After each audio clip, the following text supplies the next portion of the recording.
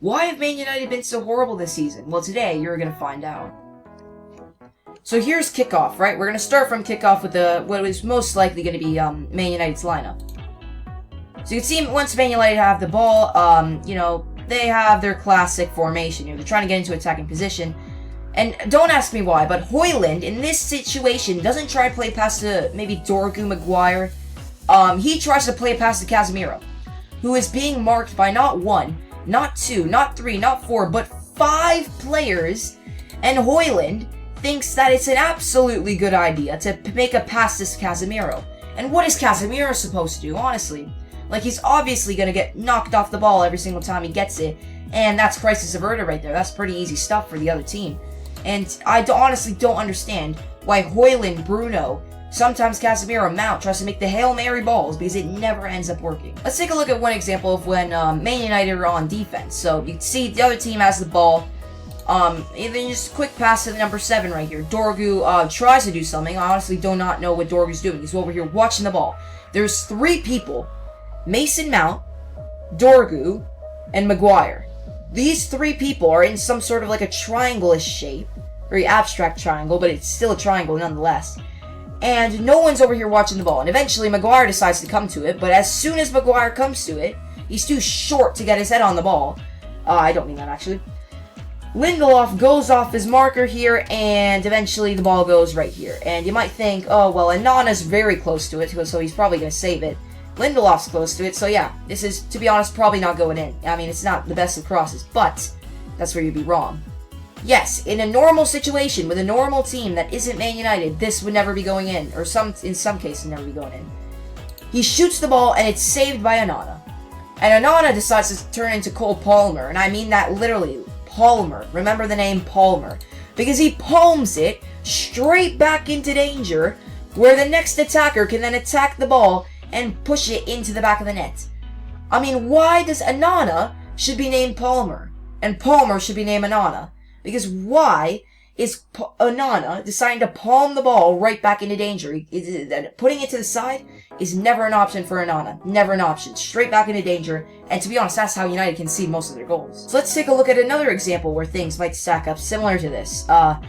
So again, we have the number 6 passing to the number 7, and Dorgu tries to pressure. Seems normal, nothing too interesting. And one thing that you might stand out to you is how Bruno Fernandes is sitting here on this 4-back line. Where is Casemiro? He doesn't want to play the CDM role, and I've seen this multiple times. Casemiro thinks he's a bloody striker, and that leaves Bruno Fernandes to do all the hard part in the defending, and we all know Bruno Fernandes cannot defend.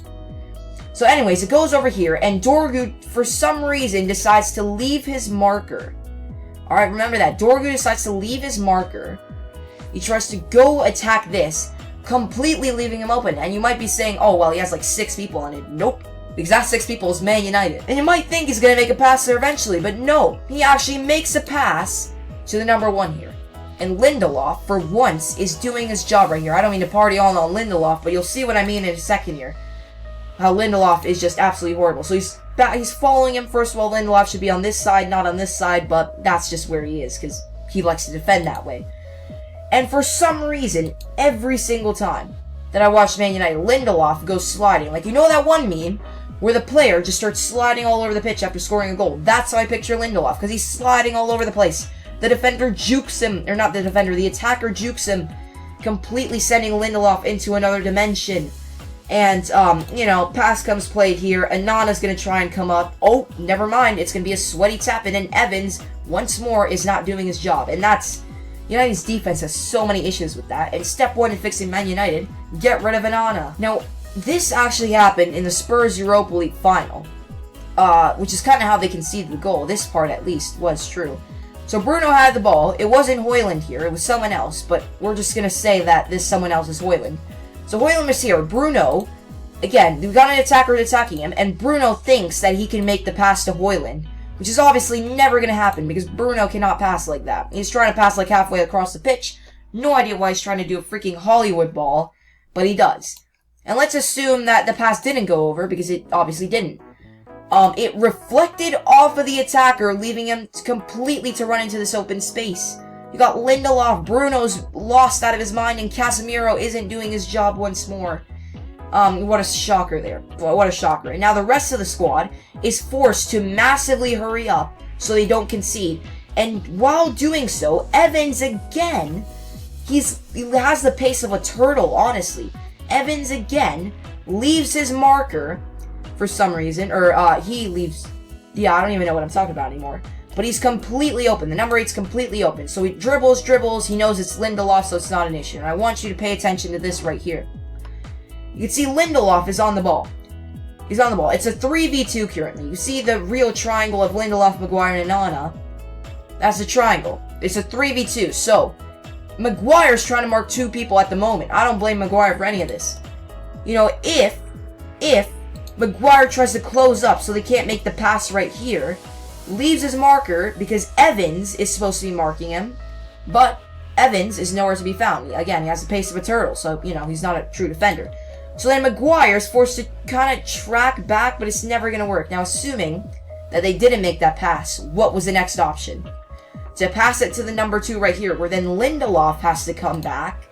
But by the time Lindelof comes back, he passes it back to the number 5, and now they're kind of stuck in this little just Russian roulette, if you will. And then, you know, you might have a little shimmies back here, passing back and forth, but he ends up shooting it, and it ends up going in. And this is something that happens every single time. You know, Casemiro not doing his job, Evans is slow as hell, Lindelof and Maguire, well, Maguire's actually decent, I'll give you that, but Lindelof is just all over the place. But what do you think is Man United's problem? Let me know in the comments.